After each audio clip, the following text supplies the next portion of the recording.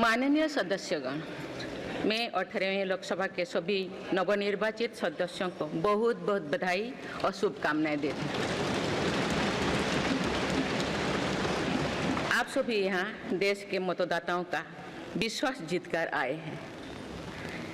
देश सेवा और जन सेवा का ये सौभाग्य बहुत कम लोगों को मिलता है।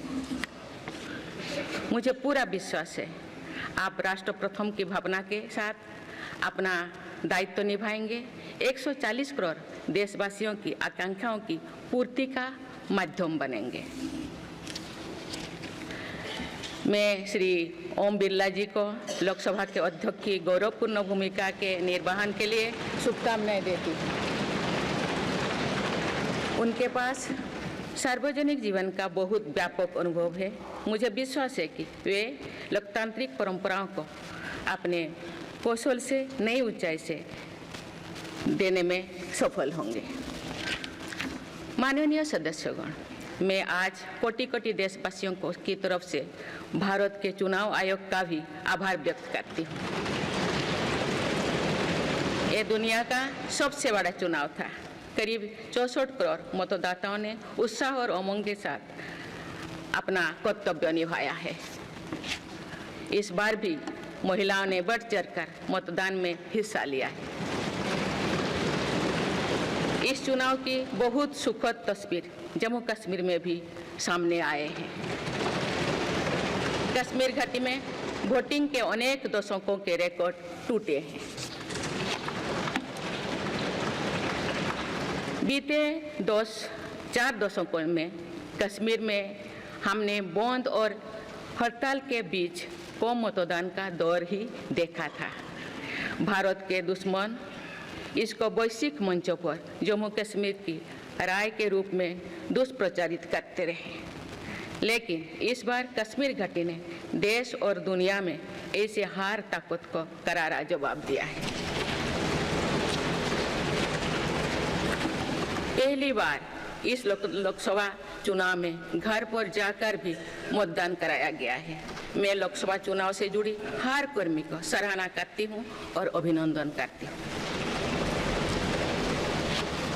माननीय सदस्यगण, 2024 के लोकसभा चुनाव की चर्चा आज पूरी दुनिया में हो रही है।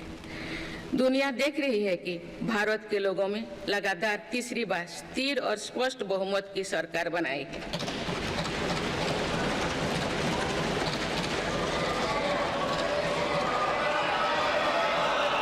छह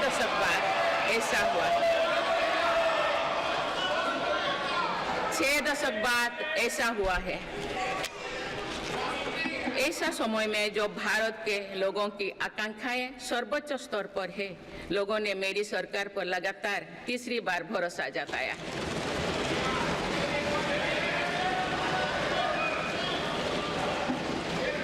भारत के लोगों को ये पूर्ण विश्वास है कि उनकी आकांक्षाएं सिर्फ मेरी सरकार ही पूरा कर सकती है।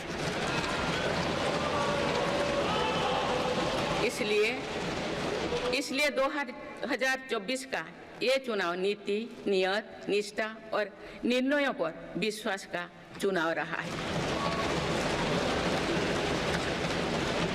मजबूत और निर्णायक सरकार में विश्वास, सुशासन, स्थिरता और निरंतरता में विश्वास, ईमानदारी और कड़ी मेहनत में विश्वास, सुरक्षा और समृद्धि में विश्वास, सरकार की गारंटी और डिलीवरी पर विश्वास, विकसित भारत के संकल्प में विश्वास। मेरी सरकार ने 10 वर्षों से सेवा और सुशासन का जो मिशन चलाया है, ये उस पर मुहर है।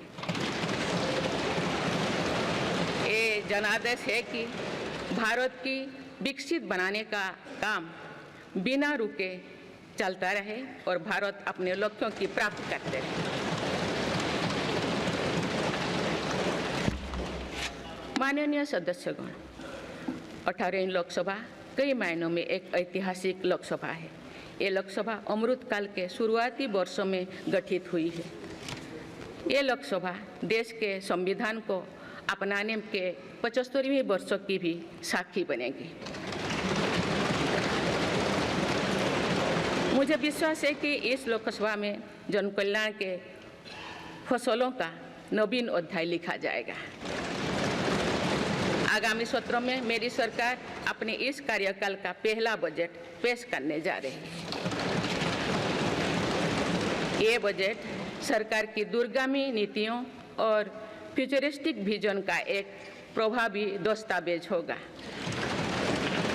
इस बजट में बड़े आर्थिक और सामाजिक निर्णयों के साथ ही अनेक ऐतिहासिक कदम भी देखने को मिलेंगे। भारत के तेज विकास की जन आकांक्षाओं का पूरा करने के लिए रिफॉर्म्स की गति अब और तेज की जाएगी। मेरी सरकार का मत है कि दुनिया भर में निवेशकों को आकर्षित करने के लिए राज्यों में स्वस्थ स्पर्धा हो। यही कॉम्पिटिटिव कोऑपरेटिव फेडरलिज्म की सच्ची स्पिरिट है। राज्यों के विकास से देश का विकास, इसी भावना के साथ हम आगे बढ़ते रहेंगे। माननीय सदस्यगण, रिफॉर्म, परफॉर्म और ट्रांसफॉर्म के संकल्प ने आज भारत को दुनिया की सबसे तेजी से बढ़ने वाली अर्थव्यवस्था बना दिया है। 10 साल में भारत 11वें नंबर की अर्थव्यवस्था से ऊपर उठकर 5वें नंबर पर पहुंचा है। साल 2021 से लेकर साल 2024 के बीच भारत में औसतन 8% की रफ्तार से विकास किया है और ये ग्रोथ सामान्य समय में नहीं हुई है। बीती वर्षों में हमने 100 साल की सबसे बड़ी आपात देखी। वैश्विक महामारी के कालखंड और विश्व के अलग अलग कोने में चल रही संघर्षों के बावजूद भारत ने ये विकास दर हासिल की है। ये बीते 10 साल के रिफॉर्म्स और राष्ट्रहित में के लिए किए गए फैसला के कारण संभव है। आज भारत अकेले ही दुनिया की ग्रोथ में 15% का योगदान दे रही है। अब मेरी सरकार भारत को विश्व की 3रे नंबर की इकोनॉमी बनाने में जुटी हुई है। इस लक्ष्य की प्राप्ति विकसित भारत की नींव को भी मजबूत करने में के काम करेगी। माननीय सदस्यगण, मेरी सरकार अर्थव्यवस्था के 3 स्तंभ मैन्युफैक्चरिंग, सर्विसेज और एग्रीकल्चर को बराबर महत्व दे रही है। PLI स्कीम्स और ईज ऑफ डूइंग बिजनेस से बड़े पैमाने पर निवेश और रोजगार के अवसर बढ़ रही है। पारंपरिक सेक्टर्स के साथ साथ सनराइज सेक्टर्स को भी मिशन मोड पर बढ़ावा दिया जा रहा है। चाहे सेमीकंडक्टर हो या सोलर हो, चाहे इलेक्ट्रिक व्हीकल हो या इलेक्ट्रॉनिक्स गुड्स हो, चाहे ग्रीन हाइड्रोजन हो या बैटरीज हो, चाहे एयरक्राफ्ट कैरियर्स हो या फाइटर जेट्स हो, भारत इन सब सेक्टर्स में अपना विस्तार कर रहा है। लॉजिस्टिक्स कॉस्ट को कम करने के लिए भी मेरी सरकार लगातार प्रयास कर रही है। सरकार सर्विस सेक्टर को भी मजबूत करने में जुटे हैं।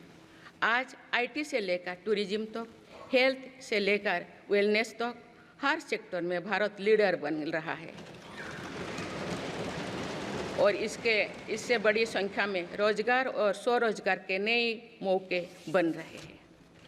माननीय सदस्यगण, पिछले 10 वर्षों में मेरी सरकार द्वारा ग्रामीण अर्थव्यवस्था के हर पहलू पर बहुत जोर दिया गया है। गांव में कृषि आधारित उद्योगों, डेयरी और फिशरीज आधारित उद्योगों का विस्तार किया जा रहा है। इसमें भी सहकारिता को प्राथमिकता दी गई है। सरकार किसानों उत्पाद संघ, FPO और FACTS जैसे सरकारी संगठनों का एक बड़ा नेटवर्क बना रही है। छोटे किसानों की बड़ी समस्या भंडारण से जुड़े होती है, इसलिए मेरी सरकार ने सहकारिता क्षेत्र में दुनिया की सबसे बड़ी भंडारण योजना पर काम शुरू कर चुकी है। किसान अपने छोटे खर्चे पूरे करने के लिए इसके लिए PM किसान सम्मान निधि के तहत उन्हें 3,20,000 करोड़ रुपये से ज़्यादा राशि दे सकती है। मेरी सरकार के नई कार्यकाल के शुरुआत दिनों से ही किसानों को 20,000 करोड़ रुपया से अधिक की राशि ट्रांसफर की जा चुकी है। सरकार ने खरीफ फसलों के लिए एमएसपी में भी रिकॉर्ड वृद्धि की है। माननीय सदस्यगण, आज का भारत अपनी वर्तमान जरूरतों को ध्यान में रखते हुए अपनी कृषि व्यवस्था में बदलाव कर रहा है। हम ज़्यादा से ज़्यादा आत्मनिर्भर हो और ज़्यादा से ज़्यादा निर्यात से किसानों की आमदनी बढ़े, इस सोच के साथ नीतियाँ बनाई गई है, निर्णय लिए गए हैं।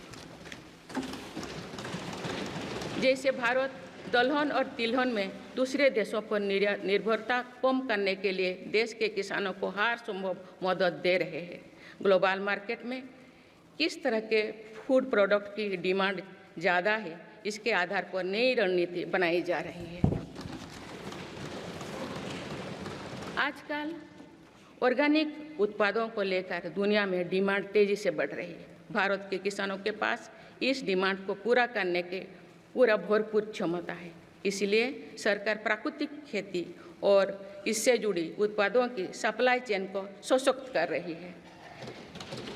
ऐसे प्रयासों से किसानों का खेती पर होने वाला खर्च भी कम होगा और उनकी आय भी और बढ़ेगी। माननीय सदस्यगण, आज का भारत दुनिया की चुनौतियां बढ़ाने के लिए नहीं बल्कि दुनिया को समाधान देने के लिए माना जाता है। विश्व बंधु के तौर पर भारत ने अनेक वैश्विक समस्याओं के समाधान को लेकर पहल की है। जलवायु परिवर्तन से लेकर खाद्य सुरक्षा तक, पोषण से लेकर सस्टेनेबल एग्रीकल्चर तक हम अनेक समाधान दे रहे हैं। हमारे मोटे अनाज श्री अन्न की पहुंच सुपर फूड के तौर पर दुनिया के कोने कोने में हो, इसके लिए भी अभियान चल रहा है। भारत की पहल पर पूरी दुनिया ने वर्ष 2023 में इंटरनेशनल मिलेट्स ईयर मनाया है। आपने देखा है, हाल ही में पूरी दुनिया ने अंतर्राष्ट्रीय योग दिवस भी मनाया है। भारत की इस महान परंपरा की प्रतिष्ठा विश्व में लगातार बढ़ रही है। योग और आयुष को बढ़ावा देकर भारत एक स्वस्थ विश्व के निर्माण में मदद कर रही है। मेरी सरकार ने रिन्यूएबल एनर्जी की क्षमता भी कई गुना बढ़ाई है। हम जलवायु से जुड़े लक्ष्यों को निर्धारित समय से पहले प्राप्त करने की दिशा दिखा रहा है। नेट जीरो के लिए आज भारत के प्रयास कई दूसरे देशों को प्रेरित कर रहे हैं। इंटरनेशनल सोलर अलायंस जैसे पहल पर आज रिकॉर्ड संख्या में दुनिया के देश हमारे साथ जुड़े हैं। माननीय सदस्यगण, आने वाला समय ग्रीन एरा यानी हरित युग का है। मेरी सरकार इसके लिए भी हर जरूरी कदम उठा रही है। हम हरित उद्योगों पर निवेश बढ़ा रहे हैं, जिससे ग्रीन जॉब्स भी बढ़े हैं। ग्रीन एनर्जी हो या फिर ग्रीन मोबिलिटी, हर मोर्चे पर हम बड़े लक्ष्यों के साथ काम कर रहे हैं। मेरी सरकार अपने शहरों को दुनिया के बेहतरीन लिविंग स्पेस बनाने के लिए भी प्रतिबद्ध है। प्रदूषण से मुक्त, साफ सुथरे और सुविधा युक्त शहरों में रहना भारत के नागरिकों का हक है। विशेष रूप से छोटी शहरें और कस्बे में बीते 10 वर्षों से अभूतपूर्व निवेश किया गया है। भारत में आज दुनिया का तीसरे सबसे बड़ा डोमेस्टिक एविएशन मार्केट है। अप्रैल 2014 में भारत में सिर्फ 209 एयरलाइन रूट्स थे। अप्रैल 2024 में इनकी संख्या बढ़कर 605 हो गया है। हवाई यात्रा में हो रहे इस विस्तार का सीधा लाभ टियर 2, टियर 3 शहरों को हो रहा है। 10 वर्षों में देश के 21 शहरों तक मेट्रो सुविधाएं पहुंची है। वंदे मेट्रो जैसे कई योजनाएं पर काम चल रही है। भारत का पब्लिक ट्रांसपोर्ट दुनिया में बेहतरीन हो, इस लक्ष्य के साथ मेरी सरकार काम कर रही है। माननीय सदस्यगण, मेरा सरकार इन आधुनिक मापदंड पर काम कर रही है, जिससे भारत विकसित देश के सामने बराबरी से खड़े हो सके। इंफ्रास्ट्रक्चर का विकास इस दिशा में बदलते भारत की नई तस्वीर के रूप में उभारा है। मेरी सरकार ने 10 वर्षों में पीएम ग्रामीण सड़क योजना के तहत गांव में 3,80,000 किलोमीटर से ज़्यादा सड़कें बनाई। आज भारत में नेशनल हाईवेज और एक्सप्रेसवेज का जाल बिछ रहा है। नेशनल हाईवेज बनाने की गति में भी 2 गुनी से अधिक की वृद्धि हुई है। अहमदाबाद मुंबई के बीच हाई स्पीड रेल इकोसिस्टम का निर्माण कार्य भी तेजी से आगे बढ़ रहे हैं। मेरी सरकार ने उत्तर, दक्षिण और पूर्वी भारत के बुलेट ट्रेन कॉरिडोर्स के लिए फिजिबिलिटी स्टडीज शुरू करने का फैसला किया है। पहली बार देश में अंतर्देशीय जलमार्गों के विकास पर इतने व्यापक रूप से काम शुरू हुआ है। इसका बड़ा लाभ नॉर्थ ईस्ट को होगा। मेरी सरकार ने नॉर्थ ईस्ट के विकास के लिए 10 वर्षों में आवंटन में 4 गुना से अधिक की वृद्धि की है। सरकार इस क्षेत्र को एक्ट ईस्ट पॉलिसी के तहत स्ट्रेटेजिक गेटवेज बनाने के लिए काम कर रही है। नॉर्थ ईस्ट में हर तरह की कनेक्टिविटी का बढ़ाया जा रहा है। शिक्षा, स्वास्थ्य, पर्यटन, रोजगार, हर क्षेत्र में विकास कार्यों को आगे बढ़ाया जा रहा है। असम में 27,000 करोड़ रुपये की लागत से सेमीकंडक्टर प्लांट बनाया जा रहा है। यानी north east made in India chips को भी सेंटर होने वाला है। मेरी सरकार नॉर्थ ईस्ट में स्थायी शांति के लिए निरंतर काम कर रही है। पिछले इस 10 वर्षों में अनेक पुराने विवादों को हल किया गया, अनेक अहम समझौते हुई है। नॉर्थ ईस्ट में अशांत क्षेत्रों में तेज विकास करके चरणबद्ध तरीके से अफवाह हटाने का काम भी जारी है। देश के हर क्षेत्र में विकास के ये नए आयाम भारत के भविष्य का उद्घोष कर रहे हैं। माननीय सदस्य, वुमेन लेड डेवलपमेंट के लिए समर्पित मेरी सरकार ने महिला सशक्तिकरण के एक नई युग की शुरुआत की है। देश की नारी शक्ति लंबे समय तक लोकसभा और विधानसभा में अधिक भागीदारी की मांग कर रही थी। आप उनके पास नारी शक्ति बंधन अधिनियम की ताकत है। सरकार की योजनाओं की वजह से पिछले 1 दशक में महिलाओं का आर्थिक सामर्थ्य बढ़ा है। आप जानते हैं कि बीते 10 वर्षों में बने 4 करोड़ पीएम आवास में से ज़्यादातर महिलाओं के नाम ही आवंटित हुई है। आप तीसरी कार्यकाल के शुरुआत में ही सरकार ने 3 करोड़ नए घर बनाने की स्वीकृति दे दी है। इनमें से भी अधिकतर घर महिलाओं के नाम पर ही आवंटित होंगे। बीते 10 वर्षों में 10 करोड़ महिलाएं सेल्फ हेल्प ग्रुप्स से जुड़े हैं। मेरी सरकार ने 3 करोड़ महिलाओं को लखपति दीदी बनाने के लिए व्यापक अभियान चलाए हैं। इसके लिए सेल्फ हेल्प ग्रुप्स को आर्थिक मदद भी बढ़ाई जा रही है। सरकार का प्रयास है कि महिलाओं का कौशल बढ़े, कमाई के साधन बढ़े और उनका सम्मान भी बढ़े। नमो ड्रोन दीदी योजना इस लक्ष्य की पूर्ति में सहायक बन रही है। इस योजना के तहत हजारों सेल्फ हेल्प ग्रुप्स की महिलाओं को ड्रोन दिए जा रहे हैं। ड्रोन पायलट बनने की ट्रेनिंग भी दी जा रही है। मेरी सरकार ने हाल ही में कृषि खेती सखी कार्यक्रम भी शुरू किया है। इसके तहत अभी तक सेल्फ हेल्प ग्रुप्स की 30,000 महिलाओं को कृषि सखी के रूप में प्रमाण पत्र दिए गए हैं। कृषि सखियों को आधुनिक खेती की तकनीक में प्रशिक्षण किया जा रहा है ताकि वे कृषि को और आधुनिक बनाने में किसानों की मदद कर सकें।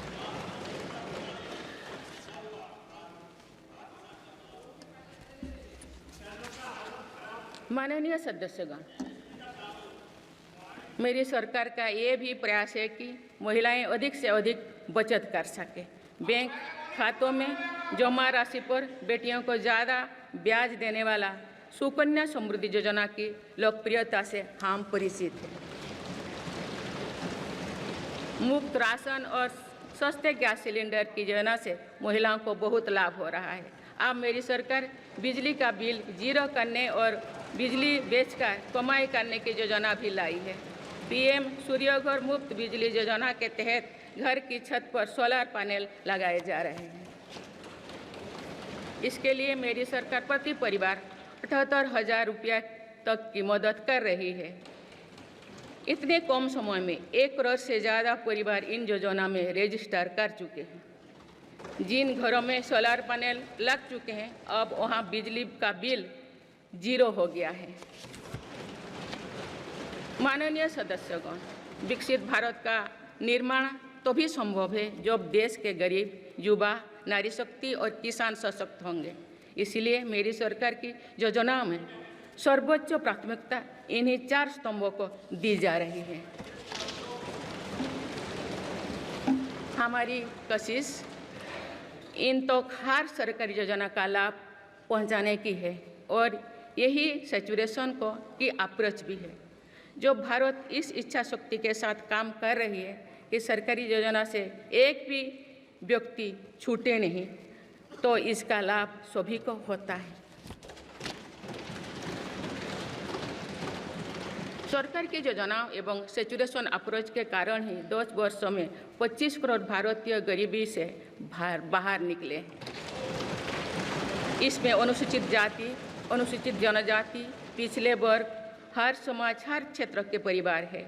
10 वर्षों में लास्ट माइल डिलीवरी पर फोकस ने इन वर्गों का जीवन बदल दिया है।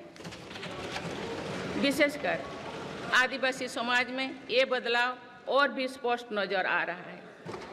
24,000 करोड़ रुपया से अधिक की पीएम जनमन जैसी योजना आज अति पिछड़े जनजातीय समूह के उत्थान का माध्यम बन रही है।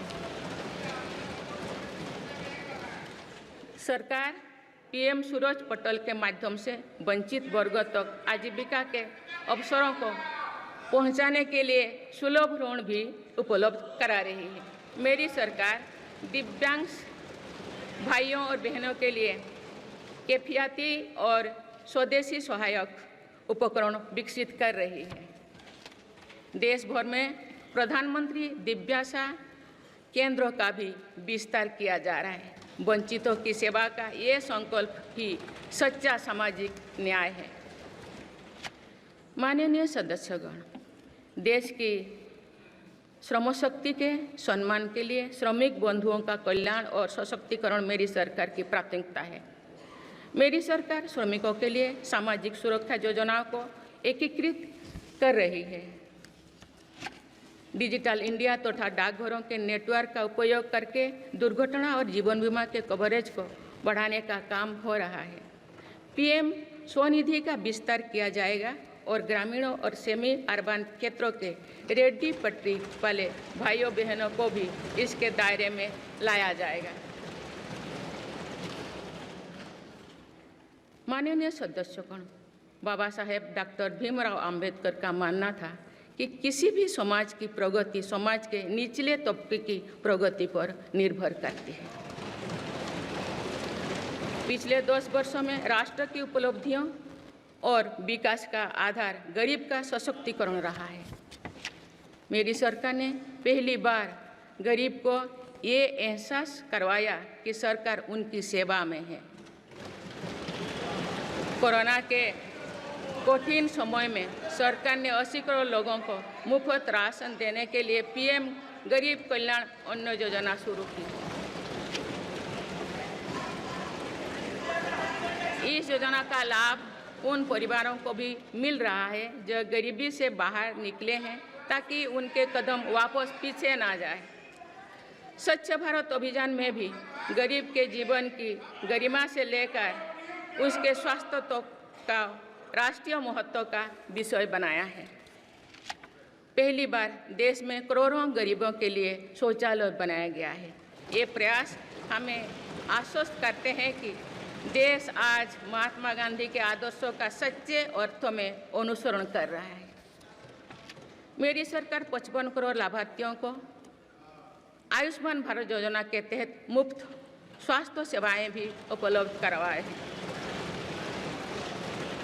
देश में 25,000 जन औषधि केंद्रों को खोलने का काम भी तेजी से चल रहा है।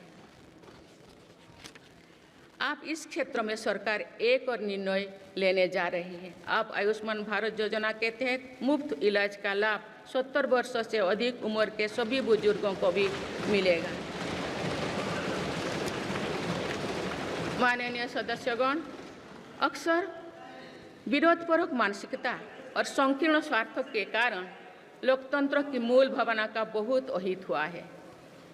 इसका प्रभाव संसदीय प्रणाली पर भी पड़ता है और देश की विकास यात्रा पर भी पड़ता है।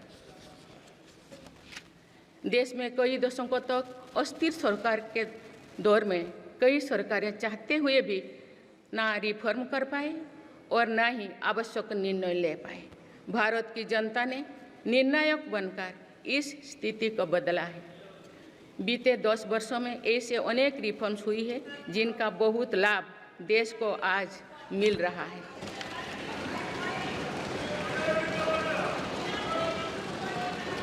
जब ये रिफॉर्म्स किए जा रहे थे तो भी इनका विरोध किया गया था। नकारात्मकता फैसले की कोशिश की गई थी, लेकिन ये सारे रिफॉर्म्स समय की कसौटी पर खरे साबित हुए हैं। 2 साल पहले भारत के बैंकिंग सेक्टर को डूबने से बचाने के लिए सरकार ने बैंकिंग रिफॉर्म्स किए, IBC जैसी कानून बनाए। आज इन्हीं रिफॉर्म्स ने भारत के बैंकिंग सेक्टर को दुनिया के सबसे मजबूत बैंकिंग सेक्टर में से एक बना लिया। हमारे सार्वजनिक क्षेत्रों के बैंक आज मजबूत और लाभदायक है।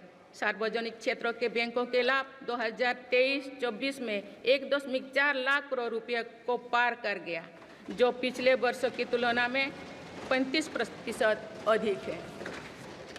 हमारे बैंकों की मजबूती उन्हें ऋण आधार का विस्तार करने और राष्ट्र के आर्थिक विकास में योगदान करने के लिए सक्षम बनाती है। सरकारी बैंकों का NPA भी लगातार कम हो रही है। आज SBI रिकॉर्ड मुनाफे पर है। आज LIC पहले से कहीं अधिक मजबूत है। आज HAL भी देश की डिफेंस इंडस्ट्री को ताकत दे रही है। आज GST भारत की इकोनॉमी को फॉर्मलाइज करने का, व्यापार कारोबार को आसान बनाने का माध्यम बना रहे हैं। अप्रैल महीने में पहली बार GST कलेक्शन ने 2 लाख करोड़ रुपये का स्तर पार कर गया है। इससे राज्यों की आर्थिक ताकत भी बढ़ी है। डिजिटल इंडिया और डिजिटल पेमेंट्स के प्रति भी आज पूरा विश्व आकर्षित हो रही है। माननीय सदस्यगण, एक सशक्त भारत के लिए हमारे सैन्य बलों में आधुनिकता जरूरी है। युद्ध की स्थिति में हम सर्वश्रेष्ठ रहें, इसके लिए सेनाओं में रिफॉर्म्स की प्रक्रिया निरंतर जारी रहनी चाहिए। इसी सोच के साथ मेरी सरकार ने बीते 10 वर्षों में डिफेंस सेक्टर आने के कई महत्वपूर्ण कदम उठाए हैं। ऑर्डिनेंस फैक्ट्रीज के रिफॉर्म से डिफेंस सेक्टर को बहुत लाभ हुआ है। 40 से अधिक ऑर्डिनेंस फैक्ट्रीज को 7 निगमों में संगठित करने से उनकी क्षमता और दक्षता दोनों बढ़ी है। ऐसे ही रिफॉर्म्स के कारण भारत आज 1 लाख करोड़ रुपये से अधिक की डिफेंस मैन्युफैक्चरिंग कर रहा है। पिछले एक दशक में हमारे डिफेंस एक्सपोर्ट 18 गुना अधिक होकर 21,000 करोड़ रुपया तक पहुंच चुका है। फिलीपींस के साथ ब्रह्मास मिसाइल का रक्षा सौदा डिफेंस एक्सपोर्ट के क्षेत्र में भारत की पहचान मजबूत कर रहा है। सरकार ने युवाओं और उनके स्टार्टअप्स को बढ़ावा देकर आत्मनिर्भर डिफेंस सेक्टर की मजबूत नींव तैयार की है। मेरी सरकार उत्तर प्रदेश और तमिलनाडु में 2 डिफेंस कॉरिडोर्स भी विकसित कर रही है। हम सभी के लिए एक खुशी की बात है कि पिछले वर्ष हमारी सैन्य जरूरतों की लगभग 70% खरीद भारतीय उद्योगों से ही की गई है। हमारी सेनाओं ने 500 से अधिक सैन्य साजो सामान को विदेशों में नहीं मंगाना तय किया है। ये सभी हथियार और उपकरण अब सिर्फ भारतीय कंपनियों से ही खरीद की जाएगी। मेरी सरकार ने सैनिकों के हितों को भी हमेशा प्राथमिकता दी है, तभी 4 दशक के बाद वन रैंक वन पेंशन को लागू किया गया है। इसके तहत अब तक 1,20,000 करोड़ रुपया दिए जा चुके हैं। शहीद सैनिकों के सम्मान के लिए सरकार ने कर्तव्य पथ के एक छोर पर नेशनल वॉर मेमोरियल की स्थापना भी की है। ये प्रयास केवल वीर जवानों के प्रति कृतज्ञ राष्ट्र का नमन ही नहीं है, बल्कि राष्ट्र प्रथम की अनवरत प्रेरणा का स्रोत भी है। माननीय सदस्यगण, मेरी सरकार देश के हर युवा को बड़े सपने देखने और उन्हें साकार करने के लिए जरूरी माहौल बनाने में जुटी है। बीते 10 वर्षों में ऐसे हर अवरोध को हटाया गया है जिसके कारण युवाओं को परेशानी थी। पहले अपने ही प्रमाण पत्रों को अटेस्ट करने के लिए युवाओं को भटकना पड़ता था। अब युवा सेल्फ अटेस्टेड करने का काम कर रहे हैं। केंद्र सरकार की ग्रुप सी, ग्रुप डी भर्तियों से इंटरव्यू को खत्म किया गया है। पहले जो विद्यार्थी सिर्फ भारतीय भाषा में पढ़ाई करते थे, उनके साथ अन्याय की जाती थी। मेरी सरकार ने नई राष्ट्रीय शिक्षा नीति लागू कर इस अन्याय को दूर करने के लिए कदम उठाए हैं। युवाओं को अब भारतीय भाषा में इंजीनियरिंग की पढ़ाई का विकल्प भी मिला है। विगत 10 वर्ष में देश में 7 नई IIT, 16 IIIT, 7 IIM, 15 नए एम्स, 315 मेडिकल कॉलेज और 390 विश्वविद्यालय स्थापित किया गया है। मेरी सरकार इन संस्थानों को और मजबूत बनाकर आवश्यकता के अनुसार इनकी संस्था को भी बढ़ाएंगे। सरकार एक डिजिटल विश्वविद्यालय बनाने की दिशा में भी काम कर रही है। अटल टिंकरिंग लैब्स, स्टार्टअप इंडिया और स्टैंडअप इंडिया जैसे अभियान हमारे युवाओं का सामर्थ्य बढ़ा रहे हैं। इन्हीं प्रयासों से आज भारत दुनिया का तीसरा सबसे बड़ा स्टार्टअप इकोसिस्टम बन चुका है। माननीय सदस्यगण, सरकार का ये निरंतर प्रयास है कि देश के युवाओं को अपनी प्रतिभा दिखाने का उचित अवसर मिले। सरकारी भर्ती हो या फिर परीक्षाएं, सुनिए, परीक्षाएं किसी भी कारण से इनमें रुकावट आए, ये उचित नहीं है। इनमें शुचिता और पारदर्शिता बहुत जरूरी है। हाल ही में कुछ परीक्षाओं में हुई पेपर लीक की घटनाओं की निष्पक्ष जांच और दोषियों को कड़ी से कड़ी सजा दिलवाने के लिए मेरी सरकार प्रतिबद्ध है। इससे पहले भी हमने देखा है कि कई राज्यों में पेपर लीक की घटनाएं होती रही है।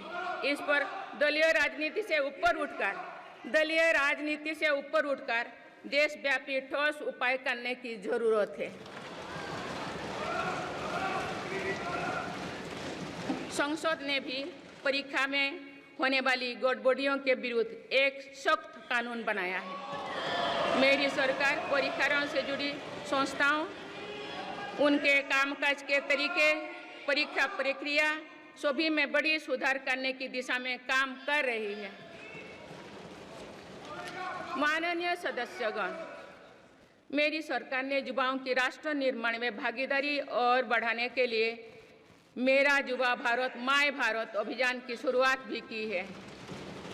इसमें अब तक 1.5 करोड़ से अधिक युवाओं का पंजीकरण हो चुका है। इस पहल से युवा में नेतृत्व कौशल और सेवा भावना का बीजारोपण होगा। आज हमारे युवाओं को खेलों में भी आगे बढ़ने के नए अवसर मिल रहे हैं। मेरी सरकार के प्रभावी प्रयासों का परिणाम है कि भारत के युवा खिलाड़ी वैश्विक मंचों पर रिकॉर्ड संख्या में मेडल्स जीत रहे हैं। कुछ ही दिनों बाद पेरिस ओलंपिक्स में भी शुरू होने वाले जा रहे हैं। ओलंपिक्स में देश का प्रतिनिधित्व करने वाले हर खिलाड़ी पर हमें गर्व है। मैं उन्हें अपनी शुभकामनाएं देती हूँ। इन उपलब्धियों को और आगे ले जाने के लिए भारतीय ओलंपिक संघ 2036 ओलंपिक्स खेलों की मेजबानी की तैयारी भी कर रही है।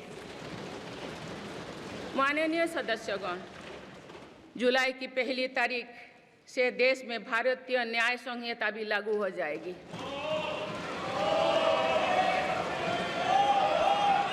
अंग्रेजी राज में गुलामों को दंड देने की मानसिकता थी। दुर्भाग्य से आज़ादी के अनेक दशकों तक गुलामी के दौर की यही दंड व्यवस्था चलती रही। इसे बदलने की चर्चा अनेक दशकों से की जा रही थी, लेकिन ये साहस भी मेरी सरकार ने ही करके दिखाए हैं। अब दंड की जगह न्याय को प्राथमिकता होगी, जो हमारे संविधान की भी भावना है। इन नई कानूनों से न्याय प्रक्रिया में तेजी आएगी।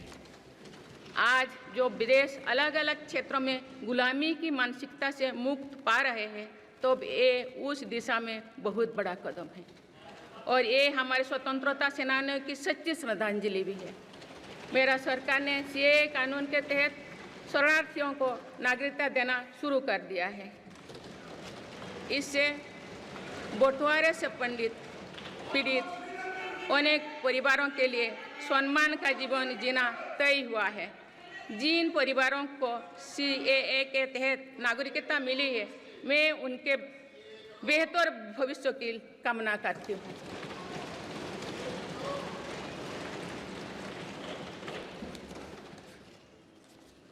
माननीय सदस्यगण, मेरी सरकार भविष्य निर्माण के प्रयासों के साथ ही भारतीय संस्कृति के वैभव और विरासत को फिर से स्थापित कर रही है।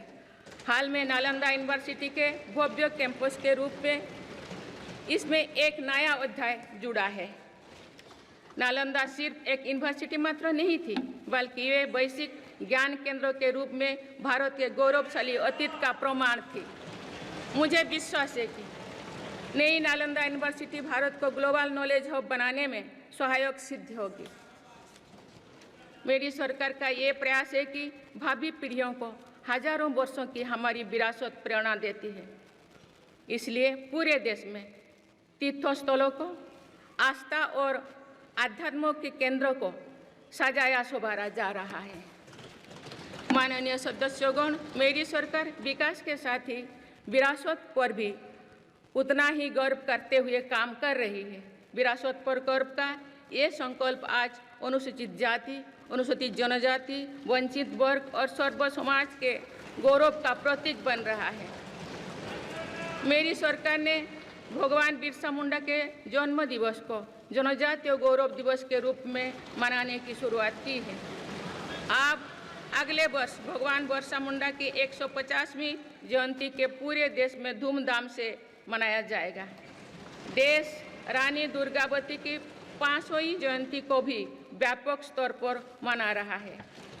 पिछले महीने ही देश ने रानी अहिल्याबाई होलकर की 300वीं जयंती का साल भर चलने वाला महोत्सव भी शुरू किया गया। इससे पहले सरकार गुरु नानक देव जी का 550वां और गुरु गोविंद सिंह जी का 350वां प्रकाश पर्व भी धूमधाम से मना चुके हैं। एक भारत श्रेष्ठ भारत के भाव से काशी तमिल संगमम, सौराष्ट्र तमिल संगमम जैसी उत्सवों की परिपाटी भी मेरी ही सरकार ने शुरू की है। इन आयोजनों से हमारी नई पीढ़ियों को राष्ट्र निर्माण की प्रेरणा मिलती है और राष्ट्र पर गौरव का भाव और मजबूत होता है। माननीय सदस्यगण, हमारी सफलताएं हमारी साझी धरोहर है, इसीलिए उन्हें अपनाने में संकोच नहीं, स्वाभिमान होना चाहिए। आज अनेक सेक्टर्स में भारत बहुत अच्छा प्रदर्शन कर रहा है। ये उपलब्धियां हमें हमारी प्रगति और सफलताओं पर गर्व करने की अपार अवसर देती है। जो भारत डिजिटल पेमेंट्स के मामले में दुनिया में अच्छा प्रदर्शन करता है, तो हमें गर्व होना चाहिए। जो भारत के वैज्ञानिक चंद्रयान को चंद्रमा के दक्षिणी ध्रुव पर सफलता से उतारते हैं, तो हमें गर्व होना चाहिए। जो भारत दुनिया की सबसे तेज बढ़ती इकोनॉमी बनता है तो हमें गौरव होना चाहिए। जो भारत इतना बड़ा चुनाव अभियान बिना बड़ी हिंसा और अराजकता से पूरा कराए तो भी हमें गौरव होना चाहिए। आज पूरा विश्व हमें मदर ऑफ डेमोक्रेसी के रूप में सम्मान देता है।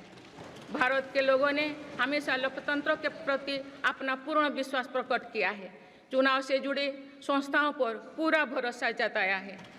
स्वस्थ लोकतंत्र को बनाए रखने के लिए हमें इस विश्वास को सहेज कर रखना है, इसकी रक्षा भी करना है। हमें याद रखना होगा, लोकतांत्रिक संस्थाओं और चुनावी प्रक्रिया पर लोगों के विश्वास को चोट पहुंचाना उसी डाल को काटना जैसे जिस पर हम सब बैठे हैं। हमारे लोकतंत्रों की विश्वसनीयता को ठेस पहुंचाने की हर कोशिश की सामूहिक आलोचना होना चाहिए। हम सभी को वो दौर याद है जो बैलेट पेपर छीन लिया जाता था, लूट लिया जाता था। मतदान प्रक्रिया को सुरक्षित बनाने के लिए ईवीएम को अपनाने का फैसला किया गया था।